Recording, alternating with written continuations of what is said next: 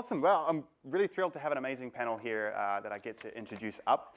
So I'll go to Srividya. Yeah. Srividya, Helen, Petra, and Jessica. If you guys could join me up on stage. And,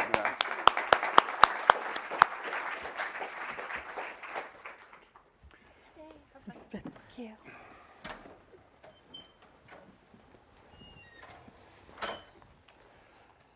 So it's going to be a bit of an interesting discussion here. It's 2025 still, and we can't have a panel discussion without diving deep into AI. So we're going to be talking a little bit about this today, but also in general how we manage threats and kind of the new type of threats. So I kind of want to just dive straight into the deep end a little bit and start on the bleeding edge. We've seen a lot of innovation with AI and security. On the offensive side, we kind of have this new tool and threat, with kind of AI pen testing or offensive AI agents, agentic pen testing, some people call them. I wanted to kind of start with what are you seeing in this environment as useful? What are you able to kind of see perhaps as a tool on the offensive side, but also potentially as a threat? So Jessica, I'll start with you. Are you seeing kind of movement interesting in this kind of AI offensive realm? Absolutely. Also, just as a quick point, my views and my opinions are my own, not my employer. Have to say that at the beginning. But yeah, so for adversarial testing, I want to say that too. Okay. So you see, there's this new company I think that was leading the bug bounty boards. I think it was Expo, right, where they were doing a lot of automated testing for that, and you saw them find some really interesting bugs that were like just very strange edge cases that normal people, normal researchers hadn't found yet, and they were making some really big impact on it, and I think that's really great. However, you also saw researchers that were using it that just flooded the bug bounty programs as well with very low fidelity, things that weren't fully validated or didn't really mean anything. So I think we're seeing this really interesting turning point where people are like, yes, we can really use it, and they can find some really interesting bugs. But some people are using it as a solution, not necessarily a tool, so they think it's an all-encompassing thing. So I think it's becoming very useful. I think it's getting smarter and smarter, and we've been seeing AI even at like DEF CON, the adversarial AI kind of coming in through. And I'm nervous as a blue teamer to see where this is going to go, because I think it is getting better and better. Yeah, it is. Yeah, it is a kind of a nervous thing, because you wonder where it's going to end up. It reminds me a little bit of chess, where one of the reasons you can tell when someone is cheating in chess is because their moves are very weird, like a human. And we kind of see the same thing in this kind of offensiveness. So Petra, I want to kind of move on to you. What have you kind of observed or seen in this space? Have you seen anything out there in the realms of kind of AI and the offensive side? So one of the things that is kind of emerging more and more is because everyone is starting to use agents, right? And like we said, agents is not the same as, you just using ChatGPT. Agents can actually, do tasks, and they have access. So a way to ensure that your agents are secure is creating adversarial agents that will then, prompt your actual agent and make sure that they are kind of foolproof, that they won't do any ridiculous tasks that they don't need to do, that they will not have access where they shouldn't really have access. So a way that you can, utilize this is you can form your own offensive agent that then tests your actual agent. And then you can also use that information to create some guardrails in between. Well, that's okay. Yeah, that's like using AI to test your AI. Yeah, exactly. Yeah, we're getting into an inception realm here, but I think that is that is like very, very, very interesting. One area that I'm very curious about that I think AI has proven to have a great use case is kind of anomaly detection. So we have all these logs coming on about our environments, and we're seeing it. There's huge amounts of data in there, and we do have tools like SIEMs that can detect anomalies in this, but I feel like AI is going into a realm beyond that. So Helen, what do you kind of see in your work with kind of anomaly detection and being able to kind of get greater visibility into things potentially with AI? Is it useful? Is it not? What is your experience in that? Yeah, I think for me, I've been in the security operations space in the last 9-10 years now, and I think how we handle incident response, security monitoring has kind of evolved over the years. I remember then the first few years of my career, it's always like a very hard process to dictate the real incidents because you've got like lots of logs, lots of events on your SIM dashboard. But with AI, okay, so even though I don't kind of create AI agents myself personally, I know that lots of SIM tools, EDR tools now incorporate AI to their functionalities and features. And what I've seen is that it sort of kind of make my work easier as an analyst, or if I'm sitting on the analyst desk, for instance, rather than looking through loops of logs or alerts. And it's what AI does, does for me. It's kind of fine-tune all these alerts and kind of give me the real thing that I need to look at. So instead of me spending, say, 3 hours investigating a particular log or incident, it can just literally take me like 1 hour to do. Because with AI, it's already kind of give you like the baseline of what you need to look out for, what this host connects to, what action triggers this a particular event. And I know people would be like, oh, is AI going to kind of take my job? I think no, it's not going to take our job as a SOC analyst or anyone in security operations space. It just kind of make me better and efficient at what I do. And also make me focus on the real alerts on the real threats, rather than just looking at logs here and there. So I think that's one thing I've seen in the security operation and incident response phase. And one other thing could be, I know Petra and Jessica talked about the offensive side of things. With adversarial AI, you could actually test a lot of things. So e.g., you are trying to build out a new SIM solution, a new SOC solution. You don't have to wait for an incident to happen before you know if your detection rules or custom alert rules are working. You could test this in advance using the adversarial AI and just, okay, what happened if there is a real attack from AI? How would your detection rules respond to this? So I think it's just evolve over there and make work easier and efficient for security analysts or security engineers in the security operations space. Yeah. If I can just add one thing about anomaly detection, though, I think we have to be careful not to assume that LLMs are going to be better than machine learning and neural networks at it, because still these days, those are the ones that do proper pattern recognition, and those are the ones that we can actually leverage for this. They use structured data, they have statistical explainability, we can actually test them with some proper metrics. Where AI and LLMs comes in is to help us determine the context of the findings of the machine learning algorithm findings, and then actually rule out the false positives and give us the true story. Because machine learning and neural networks, they're great at pattern recognition. However, anomalies sometimes are not real anomalies. Yeah. So therefore, this is where LLMs come in, building the context and kind of helping us rule out the false positives. But we'll still heavily rely on machine learning and neural networks for this specific task. Yeah. Yeah. I'll even pile on further. Anomalies aren't real anomalies. Anomalies aren't necessarily malicious either. And so it might be out of the normal because you have a new hire come in and now accessing new things. So their account's doing things for the first time they've ever done. Yeah, they're a new hire. So just because it's anomalous doesn't make it malicious. And I think understanding the context and the intent is incredibly difficult. And I think it does require a human in the loop for a lot of that because it's hard to guess intent. So I would say you have to contextualize your anomalies more so than anything else.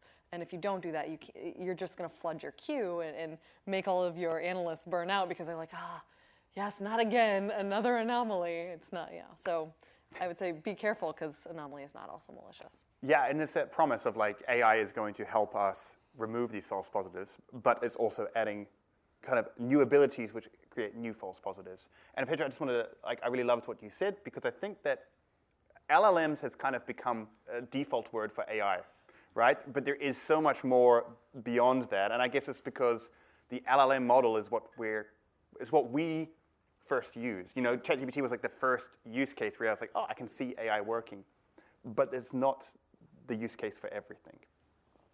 Yeah. Let's kind of go into understanding our threats in our environments. We have very big, complex systems and environments now. And I'm always curious to know, what are the tools that help us get visibility in these that are actually working for us? What ones give us the most? So, Sri, I want to start with you here. How do you kind of get visibility into your environments, and what tools kind of make up that architecture? So basically, when you want to integrate some tools like SAST or DAST into your environment, starting it from the initial stage, be it strategizing, from build, integration, and the runtime, ensures that the issues or vulnerabilities are eliminated in the earlier stage. And once the code has been clear, when you run SAST and DAST, you can try to identify the main vulnerabilities that are present in the application, be it ingestions or any other sort of critical vulnerabilities that are being present. And when we merge each, I believe that the PR request, PR gating is also plays an important role, where when PR gating is done and it identifies any secrets or sensitive data, it will help you to stop or block the particular request getting merged from the master. So overall, it ensures that security is proactive, and you're able to secure the environment in a better way. How do you make a decision for the PR gating of what gets blocked and what goes through? Because one of the issues when we gate anything is that we can frustrate our engineers a lot. So, kind of, what strategies have you is there kind of like a threshold that something has to meet before you block it, or do you find the strategy of, block first, and then review? Block first and then review it, because sometimes, most of the time, when developers build or try to merge, most of the time we tend to add keys, or keys are the main part that is being present in the code. So once all the PI data, so in these aspects, it immediately blocks before it has been resolved. No merges can happen into the master until it's rectified. So that gives us a proactive approach to the. Yeah, and especially for something like keys and API keys and that. When you look at a breach when it happens, initial access may have come through a phishing campaign. Initial access may have come through something. But when everything goes wrong, it's because they found a key. Usually, that's good. What other tools and strategies are the rest of you using, Helena? Yeah, I think just adding to what Sri said. I know we have the SAST tool, we have the DAST tool, and we have security gates built in. And I know a lot of people are doing shift-left approach, where you kind of embed SAST and DAST into some of your critical components, depending on your risk. I mean, it's most like a risk-based approach. And also from the security operations side, don't mind me, I'm just more security operations side. EDR2 is very crucial. And I think it also depends on the size of your organization. So I would give an instance for my organization. We are a small team. And I know there are tools that kind of oversee end-to-end security landscape of your technology. So, CSPM tool, do you have your EDR tool, the SAST tool, the API security gates? And some tools could actually give you like an holistic overview of how your endpoints or our infrastructure connects to each other. I know Aikido, I know Wiz, not just I know because I use some of these tools, and depending on how large your tool, your company is, or your security operations space is, you might want to have like a tool that could see end-to-end of your code base, of your infrastructure, which is cloud, and also of your endpoints at the enterprise side. And you were giving an instance of a phishing attack. Someone clicks on a phishing link, and you could see how this connects and how they all link together, and it just kind of make detection and response very easy. So, yeah, CSPM, EDR, CWPM, and your SAST and DAST, and maybe API security. So yeah, Petra. If I can also add, if you're lucky enough that you're in a really mature company with a mature team and you manage to cover all your services with a threat model, then you can also base your gates on your threat model, because not every single application, not every single repo, not every single feature has the same risk, and you can assess that very well with a threat model and base your gates on that. Yeah, Jessica? So I'll pile on, and I think this is a great place for LLMs, right? So if you have a threat model and you've made it, feed it to your LLM. Let it learn on it, feed it your code, and have it understand, right? It's going to understand, hopefully, with decently high fidelity, what is this PR trying to do, right? Or where is this PR trying to deploy, or kind of what logs are we having? And it can base it against your threat model and give you at least some kind of starting point of, like, should we gate this or not? Or are they just changing the color of a button? Because I probably don't want to gate that. But use LLMs in the sense of being able to summarize things and join together multiple sources of data. You can also use an LLM to do your threat model. Yeah, exactly. well, with man in the loop. Yeah, somebody review that. Someone in the loop, yeah. Let's dive into threat models then, seeing as it's come up. Threat modeling is like one of my favorite tools to use, and it also can be a lot of fun when we use it. There's some frameworks that help us with that. There's Stride, there's the MITRE ATT&CK framework. You can also use the OWASP Top 10. So, Petra, seeing as you bring this up, what frameworks do you find are best to kind of build, or how do you build out a threat model against your infrastructure? Where do you start? This is my first threat model I've ever tried to do. I have my developers in the room. Like, where do we start with trying to threat model an application? So I'm really happy you asked me that question, because I'm super passionate about threat modeling. I do a ton of work on that. Where do you start? Yes, you can start with Stride, but you must not forget threat modeling should be a brainstorming. So if you have a good facilitator, that facilitator can actually make sure that that's what happens in the room. If no one did threat modeling in the room ever before, then you can always go back to Adam Shostak, one of the big names in threat modeling. You can mention, what are we building? What can go wrong? Have we done a good job? So yeah, those are one of the things that you can start with, and then you can build on that with Stride. But we must always not try and make threat modeling a checklist, because then, like you said, it takes the fun out of it, but it also limits us and puts us in a box, and we might not be able to discover all the threats. I heard one smart person once say that all methodologies are crutches, and we should consider whether we should actually be using those crutches. Yeah. And threat modeling is it's a creative exercise. And as soon as you put a checklist in front of you, it becomes kind of a governance type exercise almost, Exactly.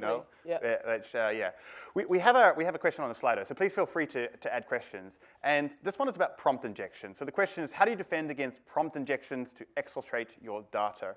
So prompt injection is kind of like a new area where we have these LLMs that often get fed or trained on, if we're using internal LLMs, sensitive information, perhaps they got access to our code, and we can use prompt injection to access it. So is this something that you all are actively thinking about, and what strategies do you have in place to defend against new attacks like prompt injection? Does anyone feel brave to kind of start? Jessica. I'll start, this keeps me up at night, right? As an incident responder, it's probably only a matter of time before I have to deal with this. My first question would be does your LLM that would be customer facing, that's going to have an attacker be able to access it, why does it need access to your internal data? First off, right? Like, let's start there. Like, should you have something that is able to retrieve internal data? And then you got to think about, too, like, can you have, usually you have like a system prompt, and then you have the user prompt, and you can have in between kind of the two an additional LLM to kind of be a judge, right, of saying, is this something that's actually scary? Is this got kind of our keywords? And that judge should not have any ability to be influenced by the end user. And so I guess number one thing is, should that actually even have your data? Or if you're doing it internally, like, are you going to give it access to all of your Google Drive? Are you going to give it access to all your PII? Are you going to give this internal thing access to all your databases? Like, does it need it? Like, like, ask yourself that first. And if it does need it, how many ways can you kind of gate in between? And you can have LLM judges kind of sit in between to say this is a good or a bad idea, or help gate it. And then so you can have the judge sitting between the user to the system prompt, or you can have it for the return of it as well, of just saying, okay, now that we've gotten the data and the answer, judge it if this contains something that might be PII before actually communicating it back to the user, and then log everything in between so that when PII comes out, you can see what triggered that prompt to give it that. That would be my opinion. Yeah, I think it's still the same thing that happens even before AI. Yeah. I mean, there is always someone who would review and someone who would approve. Yeah. So I know LLM AI, it's like the buzzword, like now, but I think in the technical or technology space, we shouldn't rely on LLM fully, because when they make mistake, it's going to cost us like huge efforts to rectify it. So there should always be like a human oversight in between. And just like what Jessica said, what kind of access do you want to give your LLM? You know, I mean, is it external facing and internal facing? So everything we do humanly, like what we do as a person, is what we are still trying to replicate in using LLM. We are not trying to fully dedicate all our responsibility to them. I mean, to LLM, we are just trying to make it efficient and, you know, for our own use. So yeah. So adding to her point again, prompt ingestions are usually in finance apping or mobile banking apps. Usually comes in chat help desk, where you have an option to type in your chat with the agent. So when it's reaching the agent for a response, you would have to eliminate the criticality tags that has been present. So that would ensure that the link is not accessible in a hyperlink format. So when you click, the prompt is not prompted or redirected to the website that they are designed to. So when you're able to disable the functionalities that is being coded for the ingestions, I think you are in a way safer with the apps to ensure that the prompt ingestions are not triggered when it is being clicked. Yeah, going back to some of the points here is that, you know, should these things have access to your data and internal things. I feel like we're ending up in a world where we may be creating these internal LLM systems to help us in a similar way that we used to create kind of backdoors into our applications to be able to do it. I was doing a pen test once and I found an application literally called a freaking ninja with lasers coming out of his eyes, and it was like an ultimate black door that a developer had left in there. You know, and this could be where we end up there. We have some more questions in here, so let's go into that. The hard part about having different tools, SAST, DAST, SCA, dependency scanning, license infringement, etc. Why is there not a single tool for this? I'm laughing because I won't say anything, but you can go you can go in there. But let's go. A lot of these tools are fragmented. What are some of the strategies in kind of bringing these all together and understanding them? And because, you know, there is a category of best of breed tools that we have. Then there's kind of like holistic tools that we have. What strategies do you have that you can bring these together and understand about it? So without also mentioning names, there is tools out there for this, and usually they're called ASPMs, you know, Application Security Posture Management Tools, and they do exactly that. They bring it all together. A lot of CSPMs, Cloud Security Posture Management Tools, started doing that too. They also, you know, CSPMs now want to be also ASPMs, and ASPMs want to be CSPMs. So there is tools for that, and there's really some good tools in the market. This market is really booming, and you can actually use these tools because not only they bring all this together, they help you provide the context, they help you provide, you know, additional metadata that will help you prioritize. So definitely I would say go out and have a look, because these tools are super useful to help, you know, minimize the noise that your security engineers are suffering from, and your developers and your DevOps engineers.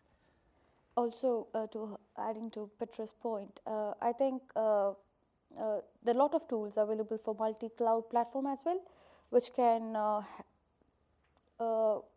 check CSPM, CIEM, workload protection all together. So, and it's all in one panel list. There's no need you to have a different kind of dashboards to have check on policies or the roles of IAM being not configured. So all in one. So that helps you to again fastly respond to the directions that are being there on the tools that are being present for the detection. And one thing that I love about having an all-in-one tool, again, I won't name any names, but part of it is that when you introduce a SAST with an SCA tool, so looking for code vulnerabilities and dependency vulnerabilities, if the SAST can feed information about what functions are being used, they can also eliminate vulnerabilities from the SCA that aren't actually real threats.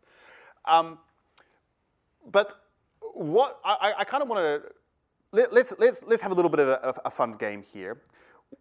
We have a whole bunch of tools. Tools create a whole bunch of noise. If you could kind of pick one that provides the most amount of value, I'm going to limit you all to one type of tool. What would you implement, or what would you implement first into your environment? You know, a category of tool, and it could be even left field. It could be a framework. It could be threat modeling. But what would you implement? Jessica, we'll start with you and we'll go down. Okay. You have one tool. Because I do detection and response engineering, I'm going to focus it on that and say an endpoint detection and response tool. Whether that be for cloud, there's a few options there, whether open source or paid or corporate environments, because I want to know what's happening in my environment and being able to track that. So I'm going to go with an EDR. EDR is definitely the first thing, but then your second place that you need to kind of look for visibility is your cloud.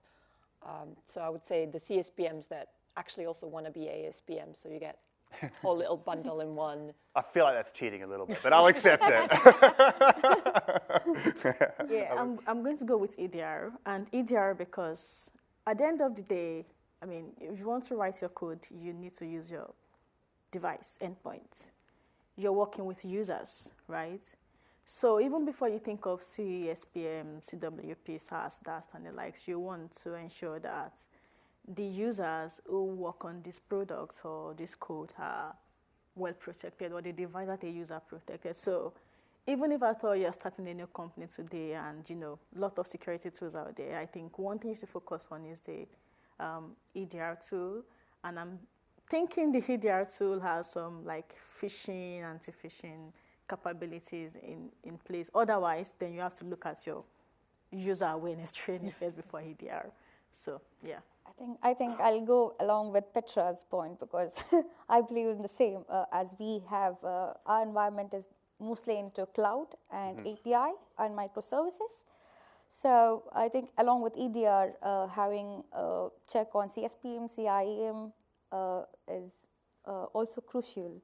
Also important to have work around and again mitigating the issues faster helps you with cloud and C. Yeah, I think all good answers. I think it was an impossible question, so yeah. But there's a question in here that's about AI coding and specifically the pace and volume of AI coding. So we're introducing tools like Claude Code, or maybe we're using like Cursor with Claude or OpenAI, or these various different tools that help us. Maybe we're even using Lovable or something that creates a full app. How are you guys dealing with the added volume that is coming into your code repositories right now? Are these creating more noise? Are these helpful, you know, from a security point of view? How are you dealing with that? Jessica, I see you nodding. Let's start down there. No, I can start because I bicker with the AI all the time when it comes to my code. Because I think I know what I'm doing. It thinks it knows what it's doing. We both don't know what's going on at any given point. I would say it's hard. I think that you're going to introduce more security vulnerabilities because it's, you know, the LLM is going to be trained on a multitude of code. And you had this problem with Stack Overflow as well, right? Where it's like, oh, I'm just going to go and copy code from the internet and not understand what it's doing. Instead of copying it from the internet, I'm copying it from the AI that got it from the internet, right? And so we continue, and then I don't understand the code. Then the PR person, or the person reviewing my code may or may not understand it. And so I think it's interesting. I like to treat the LLM that's helping me code as an intern. It doesn't know a whole lot. It still needs a senior engineer to go in and review that code and understand that code and understand where it needs to be overly complicated and where it needs to be simplified. So I think it's a great tool, but I am still nervous about production-ready code being generated from an LLM without major oversight. And unfortunately, I think a lot of people kind of in industry want to say, oh, well, all of our code is going to be, generated that way. And that scares me, again, as an incident responder, because when that vulnerability comes through, that's my problem. Yeah. Anyway. And if I can add, one of the things that we can do is, again, going to inception, is utilize AI versus AI, because we could use, there is emerging code comprehension tools out there that can actually do, PR reviews instead of us to actually check that code for vulnerabilities on top of the, classic, SAST, SEA, and all the other testing that we do. Yeah. Helen? Yeah, I think what came to my mind when Jessica and Petra were talking is, in as much as AI helps with code generation and the likes, I think we need to have like a security baseline or policies in place that we communicate with our engineers. So for instance, if you have like, if the infrastructure, the way you write your code, if you have like the infrastructure in place, if everyone could follow the policies that you've defined in terms of security, I think that would just eliminate you copying and paste AI-generated code into your library or into your code snippets, right? So one thing I would say is we need to have like a, what kind of security policies or prototype do you want to follow while you write your code? And everyone could build on that regardless of if AI is helping you to write code or not. And there is always a place of QA. We can't eliminate our QA engineers in this case. Why they also use, like, from what Petra said, AI, using AI against AI, I think having a QA security engineer also reviewing this, maybe not like manually doing everything from code line 1 to like line 1000, but with the help of AI, I think that would also reduces any risk that might just come up as a result of AI-generated code. Yeah.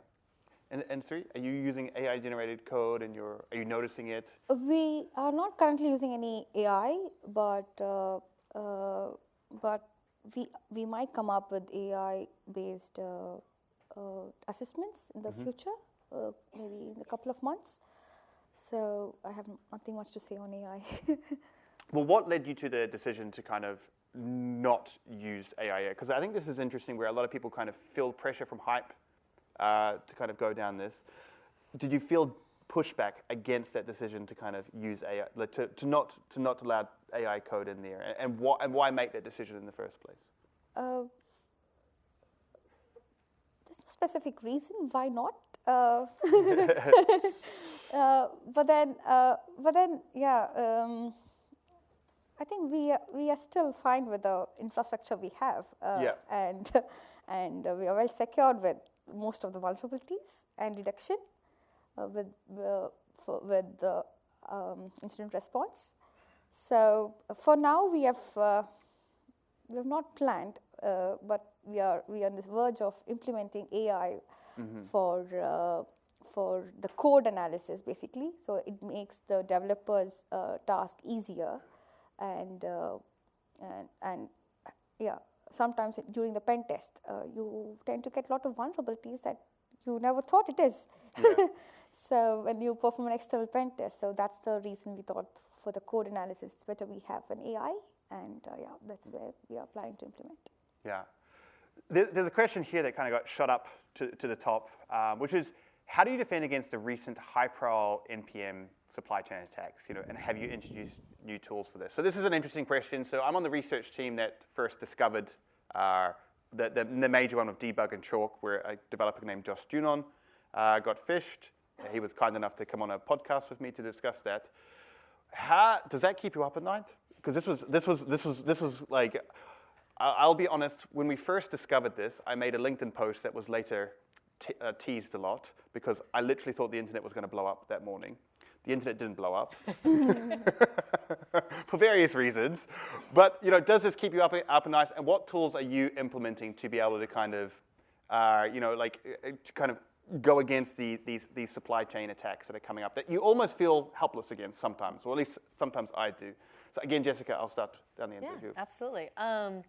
It's very hard. Like, supply chain attacks are particularly scary because you have your well-guarded area, but everyone uses some kind of third party, and you just hope for the best when it comes to a third party, right? I think, so, Helen mentioned earlier about setting good security posture and setting good policies. Like, how much can you take away from the developer of having to think about difficulties like that? Like, can you standardize the libraries that you use? Can you pin to specific versions and hashes of those libraries that you're using for like NPM packages or whatnot? Or are you always just pulling from latest, and then you're kind of just hoping for the best that the latest is not malware? Or when it is, the next latest will fix that, right? And so if you can really set yourself to kind of a baseline and put that not on the developer, put that on your security team. They're the ones who are focused on security. Your developer's just trying to go fast. Put as many things in place that help your developers and let them continue going as quickly as possible. Would be my opinion on the supply chain attack. Yeah, and I mean, it's something I just thinking about. I mean, we've got lots of security incidents this year. I mean, on SaaS retailers like M&S and the likes, and NPM supply chain attacks. I'll be talking from the governance side of things and not going to the technical aspects of things. One thing I think we have done in our organization is looking at the trend of these cyber incidents and the likes. We all know that the foundation is social engineering, phishing. Have you kind of done like a tabletop exercise in your organization, simulating this kind of attack? So I know there are lots of incidents. You can just choose one that is more of a priority to you. So for instance, if you have like your IT, external party for your IT, you might want to simulate the same scenario that happened with the retailers in the UK.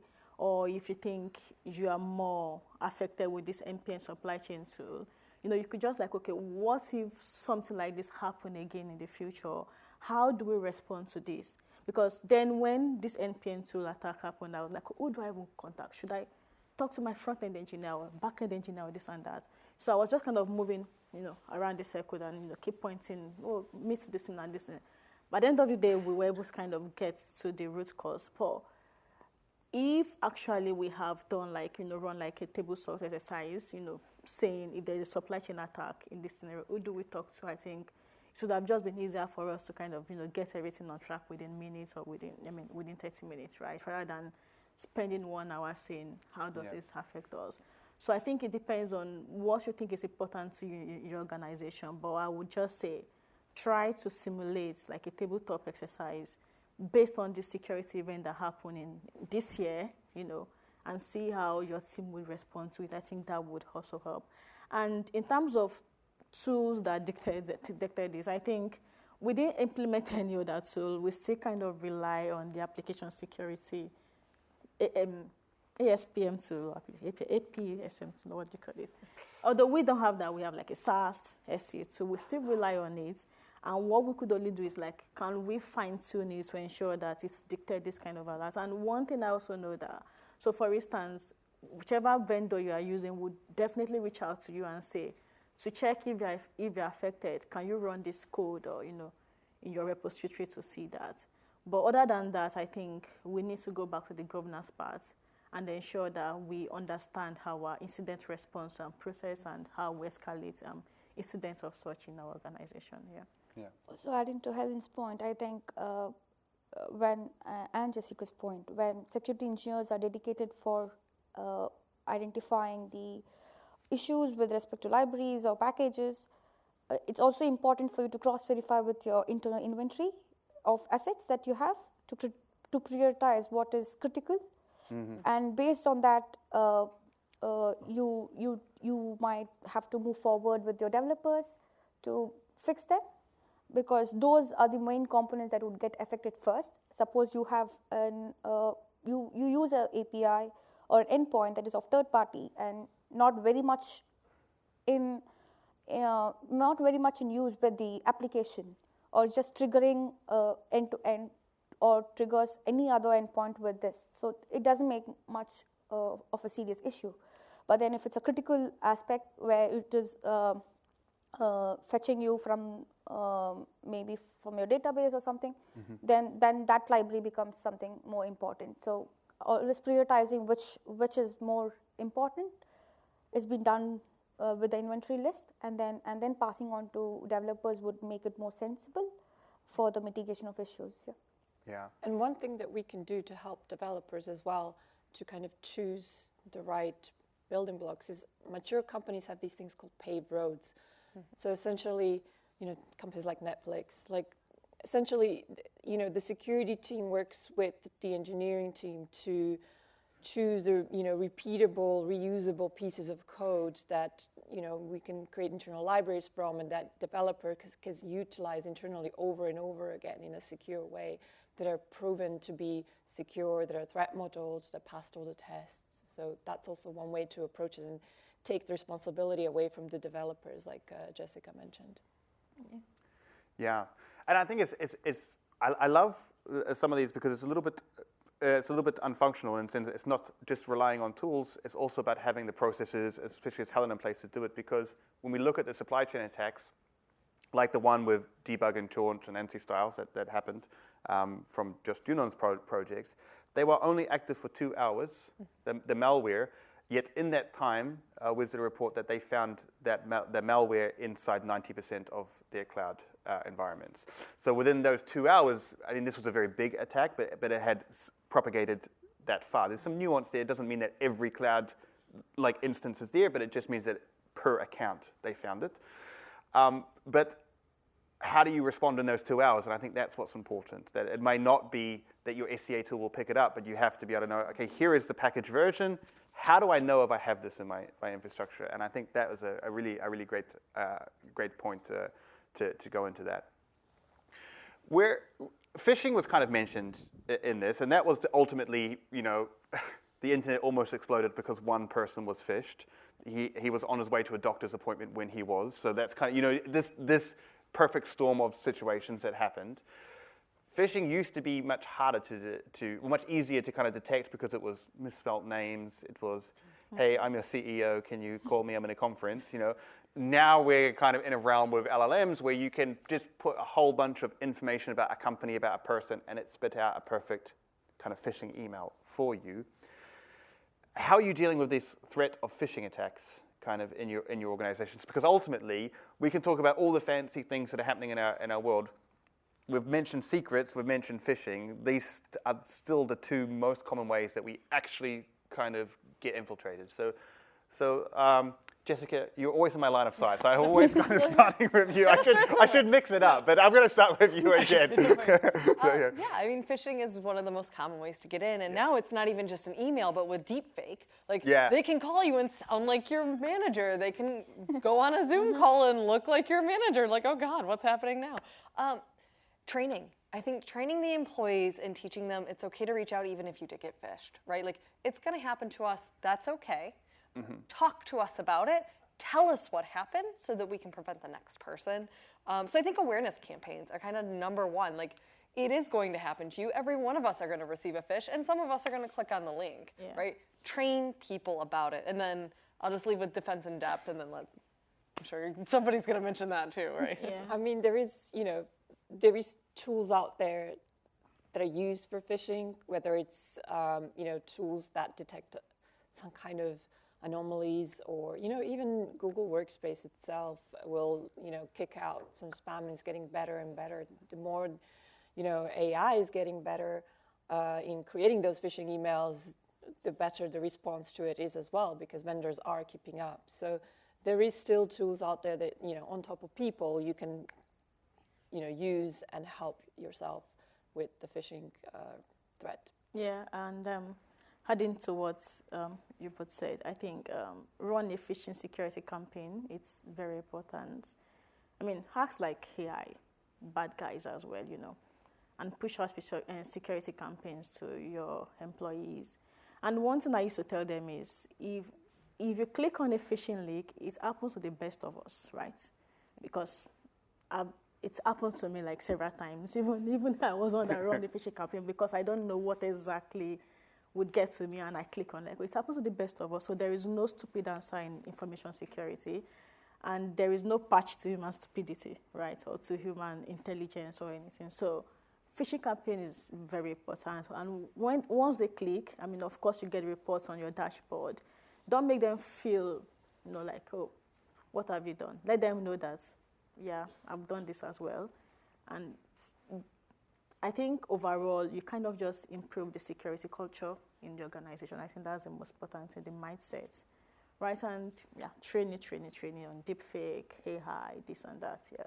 Yeah, sometimes even updating your employees with the latest attacks that's happening, or maybe every month you give an update on how the phishing attacks have occurred throughout the world. So the top countries you pick up who are very famous, and then in the best phishing attacks, you train them, and you tell this is how it has happened, and that gives a lot of confidence for the person who's trying to click and phishing email. Even if you click, they report it as a phishing, so you are aware on what were the aspects. And now there are a lot of tools that are coming up for email security, behavior analysis.